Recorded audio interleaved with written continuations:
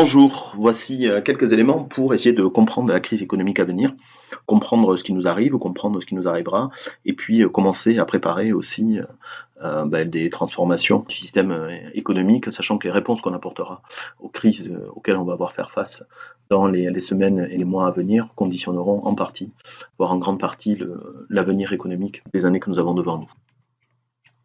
Alors commençons bien par le commencement, l'arrivée d'un virus en Chine qui a pour effet, par l'intermédiaire du confinement, de baisser la production chinoise, ce qui a immédiatement pour effet de perturber par l'intermédiaire des chaînes de production qui sont aujourd'hui mondialisées, la production dans l'Union européenne et en France. Cette baisse combinée de la production dans ces deux zones économiques, et puis les perspectives et l'incertitude que ça crée, a de suite pour effet d'inquiéter les marchés financiers, où les acteurs, par des phénomènes de panique mimétique dont ils sont coutumiers, se mettent à vendre massivement les titres qu'ils possèdent, et on a un krach boursier historique qui consiste en une baisse de 30% à peu près des indices boursiers sur le mois de mars.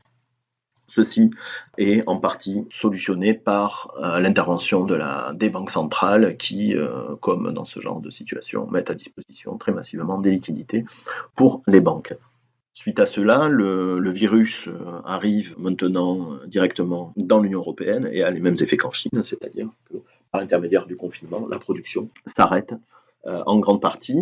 Selon l'INSEE, la production a diminué de 35% au mois de mars en France par rapport au mois de mars 2019. Ceci a pour effet, évidemment, de générer beaucoup de chômage. 5 millions de gens aujourd'hui en France sont au chômage partiel. Il y a un autre canal de diffusion de la crise qui passe par les marchés pétroliers. La baisse de la production, l'arrêt des économies européennes et chinoises, et puis maintenant américaines, a pour effet de baisser considérablement la consommation de pétrole, ce qui a pour effet de faire chuter ces prix, ceci étant accentué par des jeux géopolitiques autour notamment de la Russie et de l'Arabie Saoudite. Voilà la situation dans laquelle on est à peu près aujourd'hui et qui permet d'évaluer comme ça différentes sources de risques et d'évolution pour les mois à venir. Ce qu'on peut craindre à plus court terme, c'est du fait des effets du confinement et de l'arrêt de l'activité dans de nombreux secteurs, une augmentation rapide des faillites. De nombreuses entreprises aujourd'hui, en effet, sont à l'arrêt, donc n'ont plus de rentrée d'argent. Par contre, continuent à avoir des sorties liées à leur crédit bancaire, à leur loyer, à toute une série de dépenses. Et malgré les dispositifs de l'État qui ont été mis en place, il est très probable que nombre d'entre elles n'auront pas la trésorerie pour faire face à ces différentes dépenses et que donc elles devront déposer le bilan dans les semaines ou les mois à venir. Ceci, cette baisse de production et puis aussi évidemment cet effet de faillite et d'augmentation du chômage aura pour effet de diminuer les rentrées fiscales dans des situations de crise, et bien les bases fiscales se rétrécissent. Le risque qu'on doit le plus avoir à l'œil dans les mois à venir, c'est le risque bancaire. Le krach boursier a eu nécessairement des effets sur la santé des banques qui sont très impliquées sur ces marchés. Le prix du pétrole, la baisse du prix du pétrole aura des effets aussi très importants s'il se poursuit sur les entreprises pétrolières américaines de pétrole de schiste qui se sont développées de façon massive ces dernières années mais qui produisent à un niveau de coût de revient qui est d'environ $50 le baril. Aujourd'hui, le prix de celui-ci est passé de 60 à 20-25 $ sur les marchés. Autant dire qu'à ce prix-là, quasiment aucune entreprise américaine n'est rentable. Et ces entreprises sont développées à grand renfort de crédit par des acteurs bancaires américains, ce qui fait que si elles devaient faire faillite, elles emporteraient avec elles les banques américaines. Un autre risque extrêmement important lié au secteur bancaire, c'est que les faillites dont nous parlions tout à l'heure entraînent une explosion des dettes privées, des bulles de dettes privées accumulées depuis des années. C'est là un risque mondial qui est identifié par de nombreux économistes depuis maintenant 4 ou 5 ans. Les grandes quantités d'argent qui ont été créées suite à la crise des subprimes sont allées financer à crédit des activités, de nombreuses activités, et ont créé des bulles de dettes privées qui pourraient très bien exploser sous l'effet de la crise. C'est un des endroits, un des points à surveiller de près. Alors, ces phénomènes de crise, comme toujours, ont des effets de retour, c'est-à-dire qu'une crise bancaire aura nécessairement un effet retour sur l'économie réelle. Pourquoi ? Parce que quand les banques sont en crise, eh bien, elles arrêtent de faire leur métier, c'est-à-dire de prêter de l'argent, et donc on assiste dans ce cas-là à une baisse des investissements puisque les entreprises n'ont plus d'accès au crédit. Quand des entreprises font faillite, eh bien, ça signifie que d'autres entreprises perdent des clients et donc à leur tour peuvent être en situation de faillite. Cette baisse de la demande aussi se voit du côté du chômage, c'est-à-dire que des gens qui perdent leur emploi, même si des revenus de remplacement sont mis en place, ils ne sont pas à la hauteur des salaires initiaux. Et donc, l'augmentation du chômage se traduit par une baisse de la consommation et donc une baisse de la demande. Donc là, ce sont des effets en interne assez classiques finalement, des effets de dépression économique, qui seront renforcés par des effets externes. En effet, la pandémie est mondiale, le virus est en train de se diffuser au niveau mondial et donc les entreprises européennes et françaises perdront nécessairement des clients à l'international. Et donc, on aura une baisse de la demande également venue de l'extérieur. Dans des situations comme ça où la demande privée s'effondre, c'est-à-dire où il n'y a plus de dépenses privées, la seule solution qu'on a, c'est l'intervention de l'État. État qui, déjà, on le voit, intervient pour essayer d'éviter au maximum les faillites par l'intermédiaire du manque de trésorerie, on le dit, des entreprises. Ceci a pour effet nécessairement d'augmenter les déficits publics. La prise en charge du chômage augmente aussi les déficits et puis la baisse des rentrées fiscales a évidemment le même effet. Donc ça, c'est assez classique dans les situations de crise. L'État, par une espèce d'effet ciseau, voit ses déficits exploser. Ils augmenteront très certainement dans les mois et années à venir dans des proportions inconnues depuis la Deuxième Guerre mondiale. Et auxquelles pourrait se rajouter éventuellement la prise en charge des dégâts dans le secteur bancaire, où on le sait très bien dans ce genre de situation, les seuls acteurs à même de pouvoir faire face aux crises bancaires, ce sont à la fois les États et puis la Banque centrale, comme ça avait été fait en 2008.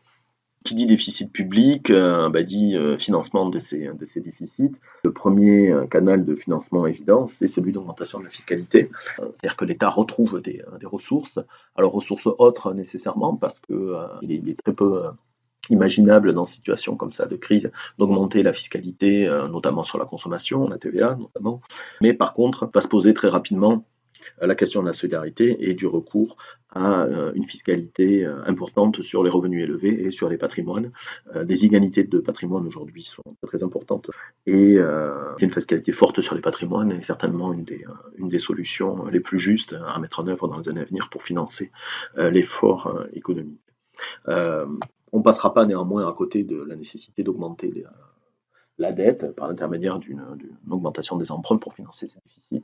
Et ceci pose plusieurs problèmes très particuliers à la zone euro, qui a fait le choix, depuis sa création, de refuser le financement direct par la Banque centrale, c'est-à-dire qu'aujourd'hui les États, pour se financer, ont comme seul recours d'emprunter auprès des banques en émettant des obligations.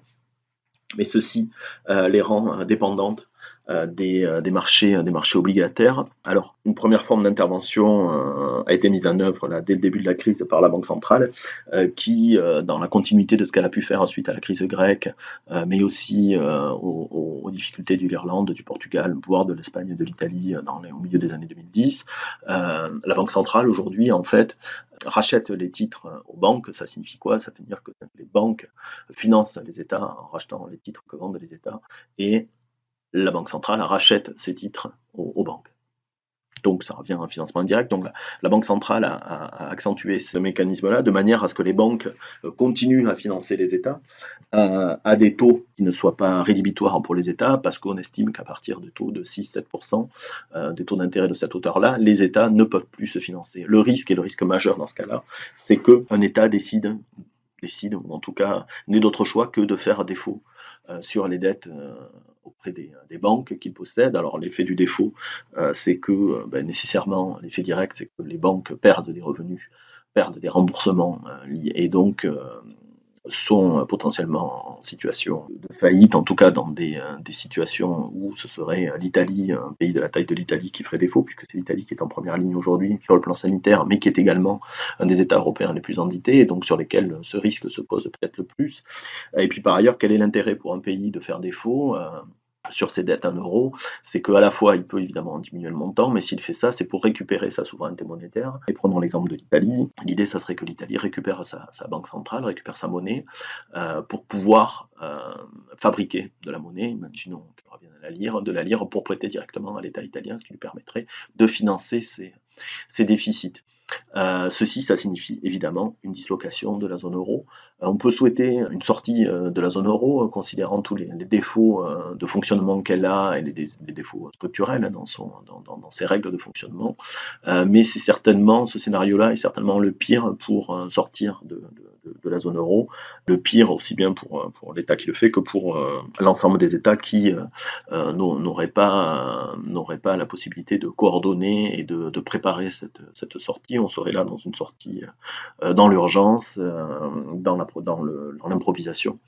Et on peut imaginer des soubresauts monétaires très importants. Il va de soi que si un pays comme l'Italie, d'ailleurs un plus petit, sort de la zone euro, celle-ci n'y survivra pas. Le problème qu'il y a derrière la zone euro aujourd'hui et ses fragilités sont liées au manque de solidarité interne à la zone. C'est un problème qui est récurrent, qui a été souligné par de nombreux économistes depuis même la création de l'euro. C'est un résultat très important de théorie économique et monétaire. Une zone monétaire unique ne peut pas fonctionner sans solidarité à l'intérieur de la zone. C'est pas une question éthique, c'est une question économique. Une zone monétaire ne peut pas fonctionner sans solidarité en son sein. Aujourd'hui, cette solidarité n'existe pas. Donc l'enjeu dans les semaines, peut-être même les jours à venir, ça sera de voir est-ce que la zone euro est capable de construire comme ça de la solidarité entre ses membres. La question est encore en suspens. Alors ça pourrait passer comment? Ça pourrait passer par eh bien aussi une annulation, une structuration des dettes. Il est difficile d'imaginer que on n'y arrive pas, qu'on n'en passe pas par là, mais ça pourrait être fait de façon négociée, en mettant créanciers et débiteurs autour de la table pour annuler une partie de ces dettes. C'est une solution qui aurait le mérite d'être contrôlée par les États et qui éviterait les emballements. Ceci peut être fait par un financement direct de la Banque centrale. La Banque centrale pourrait, là il faudrait changer les traités, mais financer directement les États, mais pourrait aussi annuler tout simplement les remboursements de dettes qu'elle possède déjà. C'est-à-dire, comme j'expliquais tout à l'heure, la Banque centrale rachète les titres de dette des États aux banques. Elle en a beaucoup aujourd'hui dans son bilan. Il suffirait qu'elle dise que elle ne renonce au remboursement de ces dettes pour diminuer, pour annuler une grande partie des dettes que doivent les États aujourd'hui. C'est ce qu'on appelle un processus de monétisation de la dette. Mais surtout, politiquement, ce qui serait le plus important, c'est que les Européens s'entendent sur des mécanismes d'emprunt commun. C'est tout ce qui est en débat aujourd'hui autour de l'idée des Corona Bonds, Eurobonds, par l'intermédiaire autrement du mécanisme européen de stabilité qui a été mis en place suite à la crise grecque.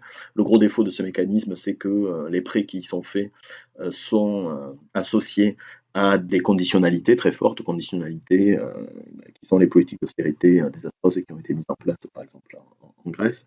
Et évidemment, l'Italie a dit qu'elle refusait de demander de l'argent par l'intermédiaire de ce mécanisme et d'avoir affaire à ces politiques d'austérité. Donc voilà là un endroit extrêmement important à surveiller, mais qui va se jouer dans les semaines à venir. En résumé, où la zone euro est capable de mettre en place un mécanisme de solidarité pour financer ses problèmes de déficit public, ou alors elle n'en sortira pas vivante. Alors, on a identifié, en résumé, on a identifié un risque très important à surveiller de près, c'est celui de la contagion au secteur bancaire de la crise qui est actuellement dans le secteur réel. On a identifié aussi les acteurs principaux pour faire face à cette crise. C'était dans un premier niveau l'État, qui est à la fois en première ligne sur le plan sanitaire, on le voit, mais qui est en première ligne aussi sur le plan économique. Donc ceci amène évidemment à revisiter très fortement par rapport aux politiques de ces dernières années, la place de l'État dans l'économie. Est-ce qu'il y aura un retour libéral après, ce qui est jamais impossible, hein, compte tenu de l'expérience notamment de 2008, où les mêmes mécanismes de sauvetage ont été mis en œuvre par les États. Et derrière, on a eu un retour à la norme libérale. En tout cas, si l'État reprend plus de place dans les années à venir, se posera quand même de nombreuses questions sur notamment les structures de production qu'il faudra encourager. Est-ce que c'est repartir dans des politiques de croissance telles que fait l'État ou telles que peut accompagner l'État quand il l'a fait, ou alors est-ce que l'État sera capable d'accompagner des processus de transition écologique? Comment l'État reprendra en main le secteur bancaire? Est-ce que l'État sera capable de mettre en place des processus plus décentralisés, moins bureaucratiques, qui laisseront la place aux initiatives locales, aux initiatives coopératives, citoyennes, telles que se développent aujourd'hui dans de plus en plus de territoires? Et est-ce que l'État surtout sera en mesure de mettre en place des politiques plus justes par une augmentation de la fiscalité, notamment sur les patrimoines. L'autre acteur clé, évidemment, pour répondre, c'est la Banque centrale européenne, par l'intermédiaire de la création monétaire.